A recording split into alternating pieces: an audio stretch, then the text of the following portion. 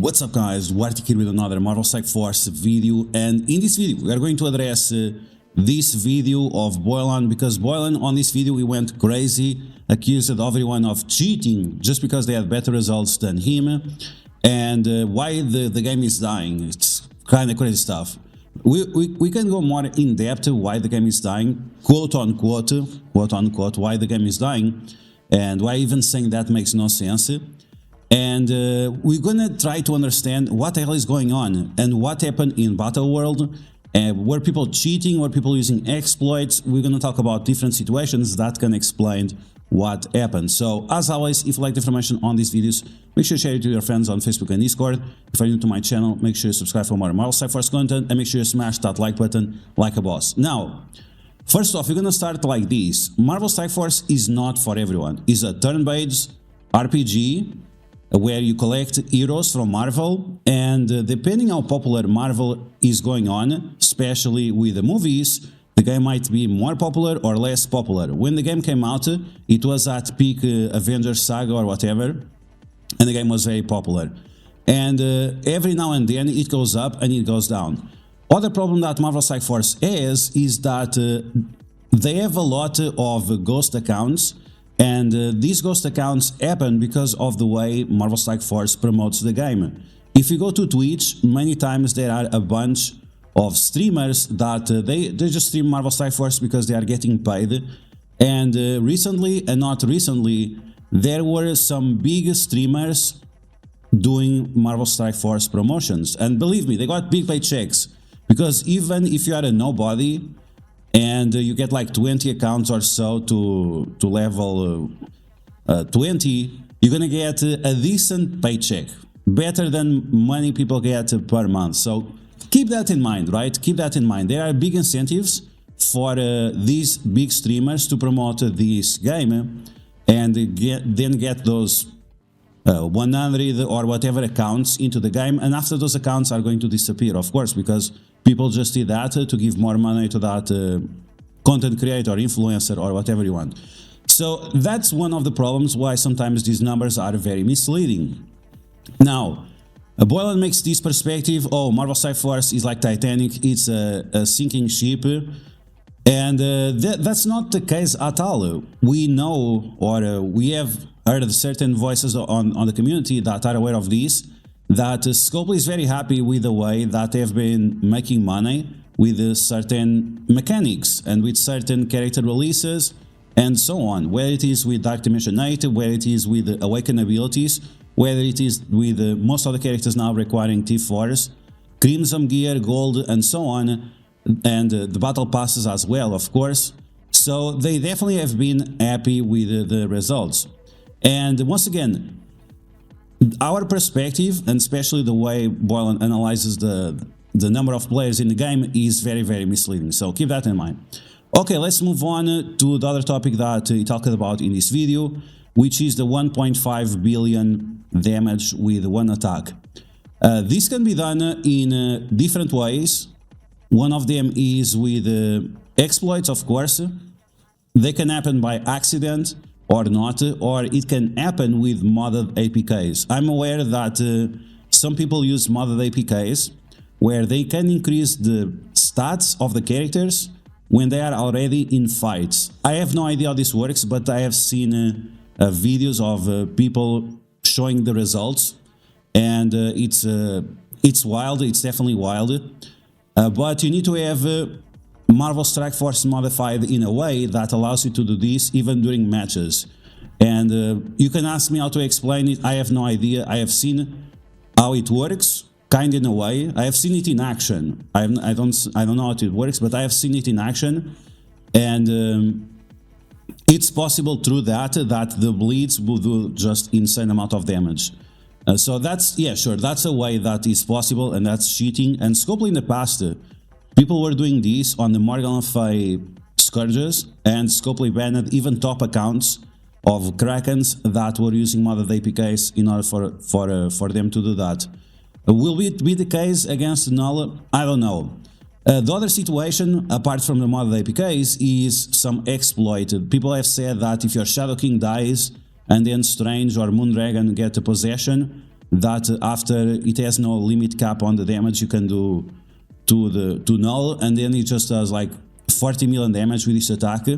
But even so, it's something that is not easy to replicate. It's not even confirmed. There is no video of this, to be honest. And once again, that's just information that is misleading. But it was great because a lot of people were able to clickbait out of this only screenshot. I was one of the first person to be aware of this. We tested this live. We went for a 7-hour straight stream doing different testing and so on. And we were aware of this situation early on, but once again, it's like 1 in a billion situation that happens. And even if you reset the node, some people are saying, oh, if I would knew this, I would reset and do much better. Well, you don't know for sure, because if you reset after the exploit could disappear, and then you cannot do it anymore. So very misleading information, great for clickbait. Believe me, this for clickbait, this is amazing. But if you look at the videos that after duarktikhq posted, he barely scratched 400 million damage, while we reached 800 million damage. So guess what? Anyway, so let's move on to the next screenshot. You can see right here the vulture guy, 1.7 billion damage, which is absolutely insane. And then we have this normie here just doing 200 million damage, which is, I would say, the normal. If you are free to play player and if you are not using my teams, this is probably the maximum you could do. If you are free to play player and if you are using my teams, you probably could reach 400 million plus, because most of those teams were pretty affordable for most people to use. So yeah, sure, normies will do 200 million player. Boylan accuses anyone that did more than 300 million damage of cheating, where we have videos, bro. Like, we have videos. We have videos right here, 26 minutes, and we also have this one for the Shadow King trials. We did this live, everyone saw it. There is no bug, there is no exploit, it's just good teams, you know, good teams. Some people can make better teams than you, and this is another problem that people talk about. It's the elements of theory crafting. Marvel Strike Force says no theory crafting, oh, the game is dead, blah blah blah. We hear this all the time, and it's actually not the case. Alliance Wars, for example, it's insane theory crafting. The amount of level of theory crafting is going crazy. Big shout out for the Russian alliances. Russian alliances always have very strong defenses to beat. Cosmic Crucible also is kind of wild in terms of theory crafting right now. It's a little bit less limiting, or it's more limiting because we have less rooms, of course, and we also have to take advantage of the season rules. But overall, the theory crafting in Crucible has been decent. And if you want more theory crafting, why don't you theory craft in Blitz? I theory craft in Blitz all the time. And now that we have Shadow King, we also have this crazy team that actually makes a lot of sense. And people shit on Blitz all the time, and I understand that because the rewards are trash.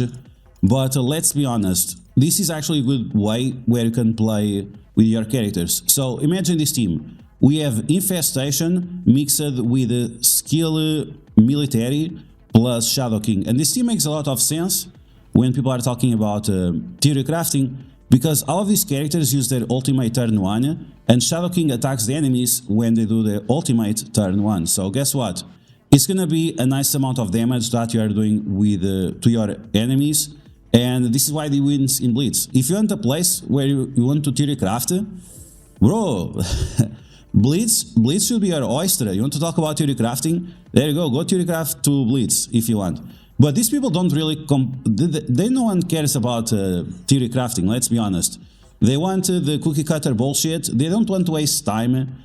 Some of these content creators, they said, oh, I just want to do my shit as fast as possible.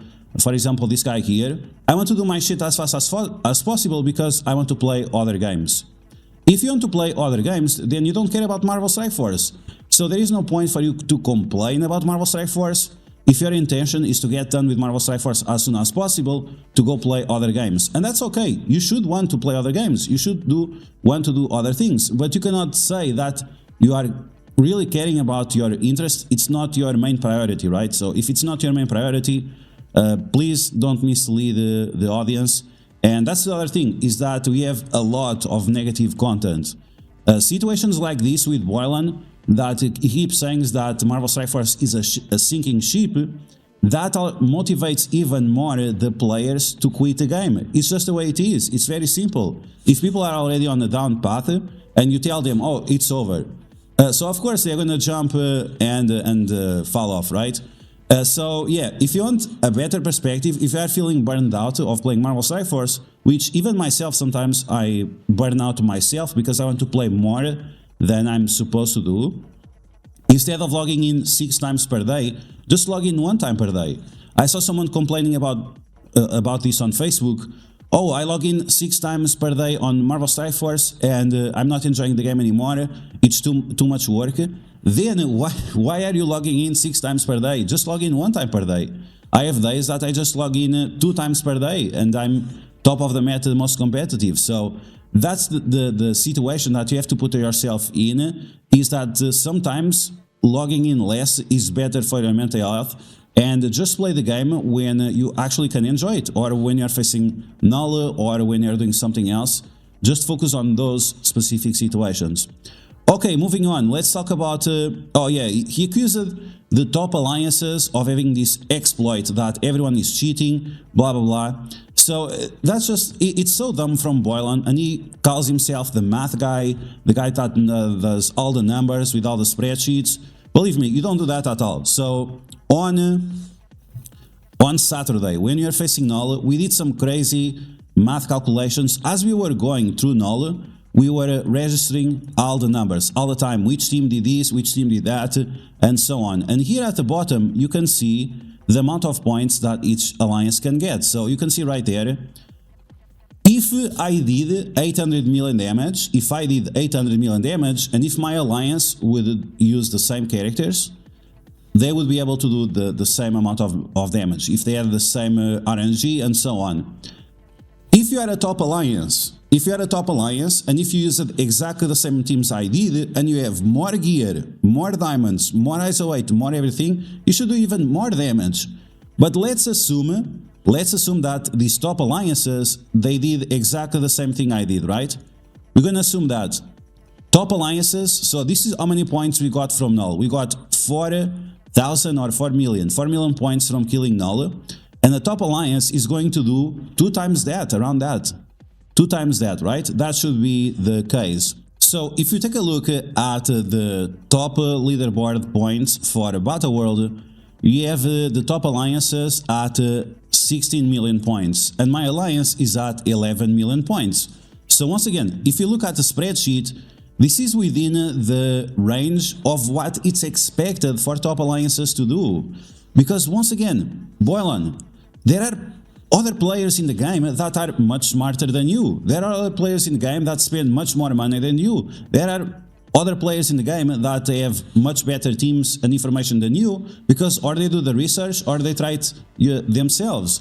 I did a 6-hour or 7-hour live stream doing research for these teams, and then I made a video presenting those teams for other people to use, and a lot of people sent me screenshots that they were able to do the same amount of damage or even more than they did. So accusing all the top players of cheating, when a lot of these people I know, and I know they are not cheating, they are just having good information that you don't have, then it's very lame. It's so dumb. Like, I don't know what to say, but once again, this is the situation, right? It's always easier to blame other people that they are evil or that they are bad when you are wrong or misinformed or lazy or that kind of things, right? But this is the situation of the battle world, people cheating and so on. And he's complaining that top 150 alliances and Pride was not able to reach difficulty 5. It's normal. It's normal. At some point, if you don't have the good information, if you don't have the good team set up, you're probably gonna fail. I strongly believe that most of these people, if they would have used my teams that I used in this video, that all of them should have been able to unlock a difficulty 5. But once again, you get information from where you prefer, and sometimes you get the wrong information. That is what it is. Okay, so let's move on to the situation of the game dying and so on. Oh my god, the game is dying.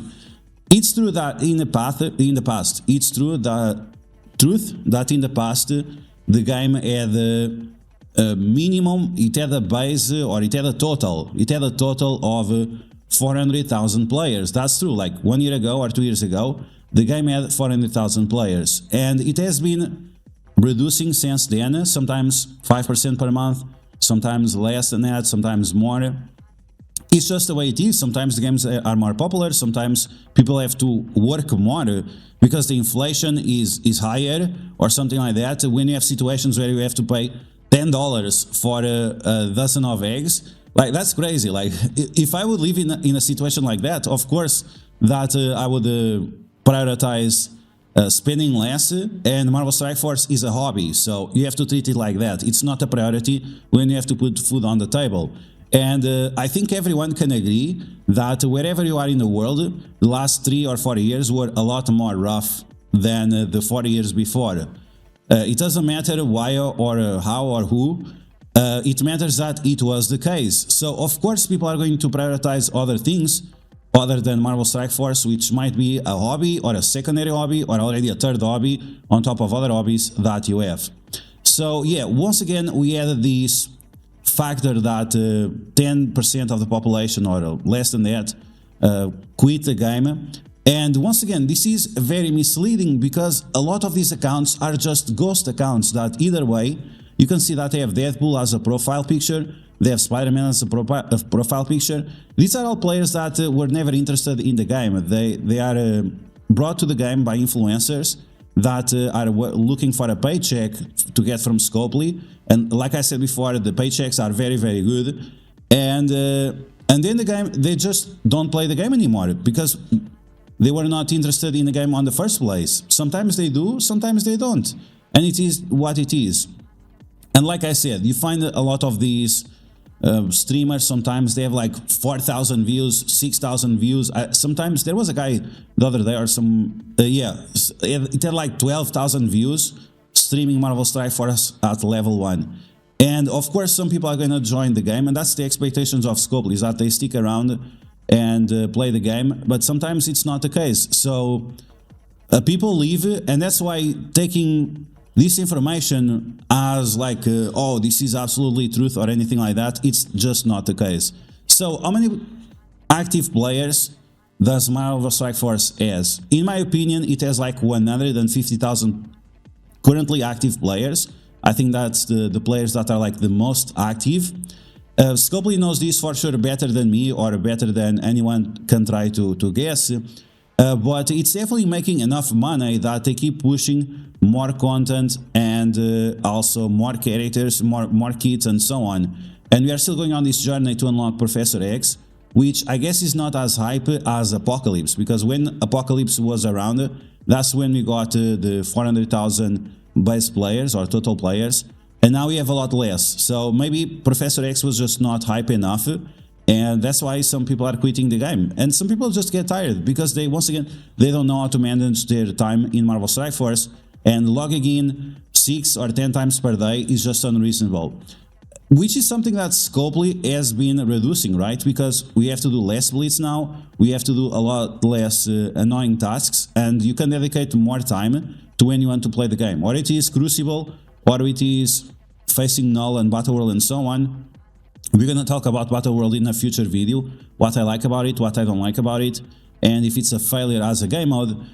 But I don't think that's the case. Either way, please, Mr. Boilon, don't lie, don't accuse us of cheating or that MSF is a sinking ship when you are looking at the data in a very, very misinformed perspective. But that's going to be the end of the video, guys. I hope you guys enjoyed it. If you did, make sure you smash that like button. And if you liked the information on these videos, make sure you share it with your friends on Facebook and Discord. If you're new to my channel, make sure you subscribe for more Marvel Strike Force content.